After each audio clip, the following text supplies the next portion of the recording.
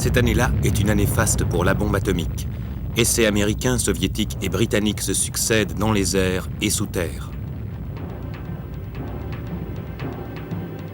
Du fond de sa léproserie de Lambaréné au Gabon, Albert Schweitzer se voit décerner le prix Nobel de la paix.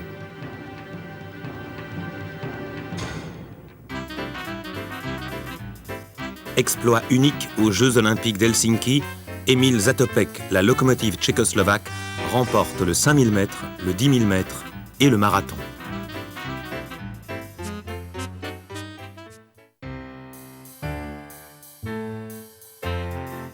Cher journal, cette année encore, le festival n'aura pas manqué d'émotion. En Italie, Pasolini, accusé d'outrage à la pudeur, est acquitté juste avant l'ouverture, mais pas réintégré pour autant dans le Parti communiste. On en parle encore dans tous les cafés de Cannes. Une pluie torrentielle s'est abattue sur le festival, sans décourager la foule des admirateurs qui attendent, stoïques et transis, le passage des vedettes sous parapluie. Oh, que de noms prestigieux sur les affiches et dans la salle. Vicente Minelli, Orson Welles, William Wyler, Elia Kazan, Vittorio De Sica, André Caillat, Luis Buñuel, Sergio Monicelli. Dans les coulisses, ça grogne.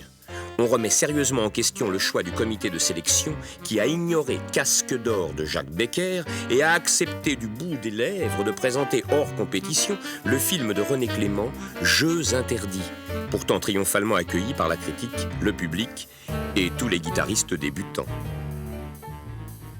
Du haut de ses 6 ans, la petite Brigitte Fossé a fait pleurer toute la Croisette dans Jeux interdits, se prête avec la grâce d'une star aux séances de pause, tout en érigeant sur le sable de grandioses châteaux de sable que les vagues amères viendront ruiner. Ainsi va parfois la gloire dans le monde du cinéma. Le grand Mack Sennett, injustement oublié par Hollywood, reçoit pourtant à Cannes un accueil triomphal.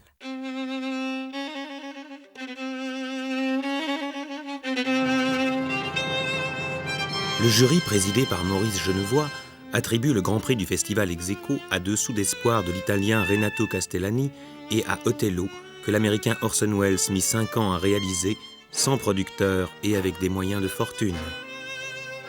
Nous sommes tous des assassins d'André Caillat obtient le prix spécial du jury. C'est dans ce film que Mouloudji trouve son rôle le plus saisissant.